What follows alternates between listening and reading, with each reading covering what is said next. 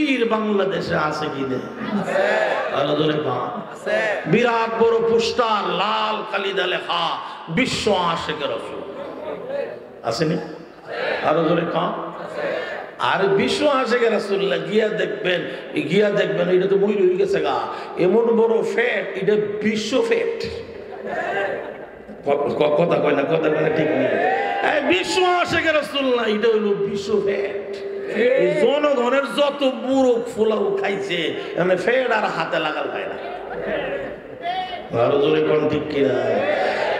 মুসলমান, এই বন্ডদের হাত থেকে রক্ষা করার জন্য, বন্ডদের হাত থেকে মুসলমানের ঈমান আমলকে রক্ষা করার জন্য এই কওমি মাদ্রাসার কোনো বিকল্প নাই। আরো জোরে কোন ঠিক নেই? কওমি মাদ্রাসা না হইলে বাংলাদেশটা সব বন্ডরা দখল করে ফেলতো। জোরে বলেন ঠিক কিনা? মুসলমান, ফিরের কাছে গেলে গরু লাগে, আছে না? কথা কয় না? যেই ফিরে যত বড় গরু দিতারে, যেই মুরিদের যত বড় গরু দিতারে, ওই মুরিদের দাম বেশি। আমি জানতে চাই, মাজারে যদি আপনার গরু দিলে, গরু দেওয়া জায়েজ হইতো, কোনো ফজিলত হইতো, সব সারা দুনিয়ার গরু ছাগল সব চলে গেল হইলে মদিনাতুল মুনাওয়ারা রওজায়ে আতহারের মধ্যে জোরে কোন ঠিক কিনা? আমরা বাংলাদেশে লাখ লাখ গরু লইয়া মদিনা যাইতাম। আমার কথা বুঝেন না মনে? আপনারা আচ্ছা, মদিনা শরীফে যারা গেছেন, আপনারা কি গরু লইয়া গেছেন? জীবনে গরু দিন, ছাগল? আমাদের বাংলাদেশের একজন বড় আলেমী কইছিল, আমার মুখ দিয়ে কথাটা বলা সুন্দর হয় না, আমি অযোগ্য ছোট মানুষ, একজন বড় আলেমী কইছিল, গরু লইয়া যারা যায় হেরা হইল 1 নম্বর গরু, আর জিরা লইয়া যায় সেটা 2 নম্বর গরু। আরো জোরে কোন ঠিক কিনা? মুসলমান, পীর হক্কানি নাকি পীর বন্ড, এটার বিচার কি গরু দিয়া? আমি কথা বুঝাইতে পারছি না। পীর হক্কানি না বন্ড, এটার বিচার, এটার যাচাই বাছাই কি গরু ছাগল দিয়া না মুরিদ দিয়া? মুরিদ যদি আল্লাহওয়ালা হয়, সুন্নতওয়ালা হয়, মুরিদ যদি নামাজি হয়, বুঝা গেল ফিরটাও আল্লাহওয়ালা। আরো জোরে কোন ঠিক কিনা? যা হোক, মূল কথার দিকে আসি। ও মুসলমান, আমার আপনাদের মুসিবত আসলে, সমস্যা আসলে, এই মুসিবত সমস্যা থেকে বাঁচাইবার মালিক কে? আল্লাহ। আরো জোরে বলেন কে? মূল কথা হইল, মুসলমান, আল্লাহর ক্ষমতা চলে না কোন জায়গায়?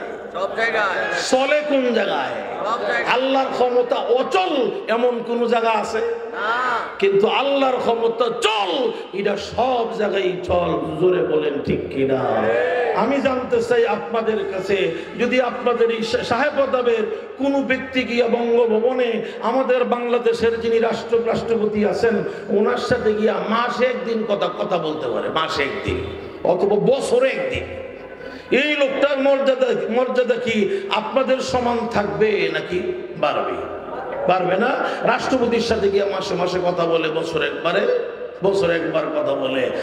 মুসলমান, রাষ্ট্রপতির সাথে বছরে একবার, মাসে একবার, জীবনে একবার কথা বললে যদি আপনার সম্মান বাড়ে, দাম বাড়ে, আর যে ব্যক্তি আল্লাহ রাব্বুল আলামিনের সাথে কথা বলে ডেইলি সকালে সন্ধ্যায়, কোরআন তেলাওয়াত না করে দুনিয়ার কোনো কাজে যায় না, এই ব্যক্তি কার সাথে কথা বলে? আল্লাহ। আরো জোরে কোন না, কার সাথে?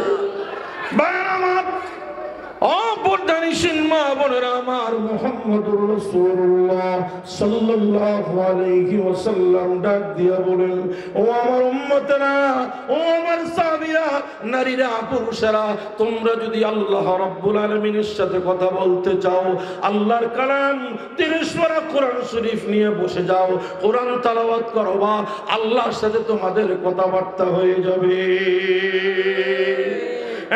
মুসলমান আমার ভাইয়েরা, আল্লাহর কালাম 30 পারা কোরআন শরীফ যদি আপনি তেলাওয়াত করেন, আল্লাহর সাথে, আল্লাহ পাকের সাথে আপনার কথাবার্তা আরম্ভ হয়ে যাবে।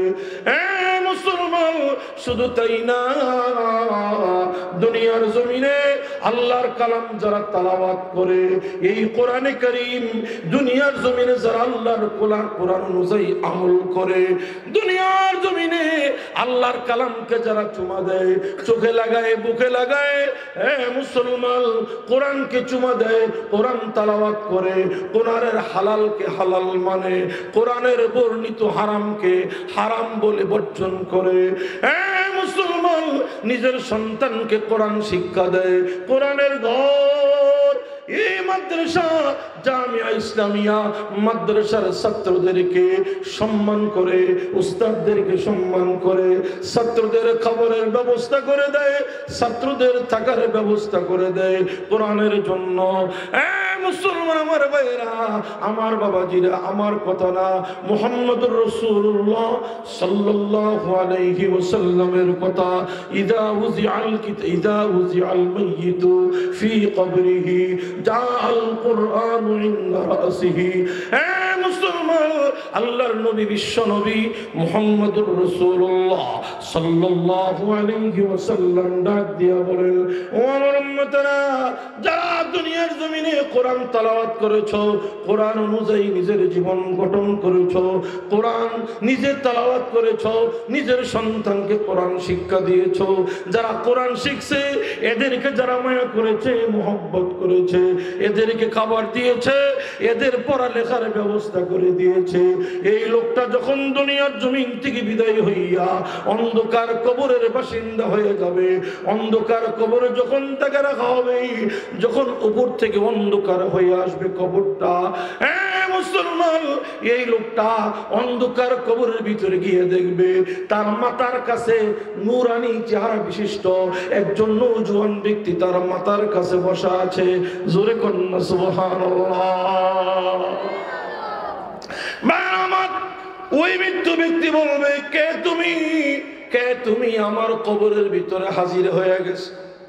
এই আল্লাহর বান্দা, আমার দুনিয়াতে কোটি টাকার সম্পদ ছিল, কোটি কোটি টাকার মালিক ছিলাম আমি, আমার ছেলে মেয়েরা, আমার স্ত্রী, আমার ছেলে মেয়েরা আমার সমস্ত সম্পদগুলো ভাগ বাটোয়ারা করে নিল, সব বন্টন করে নিল তারা। আমার একটা ছেলে আমার কবরে আসলো না।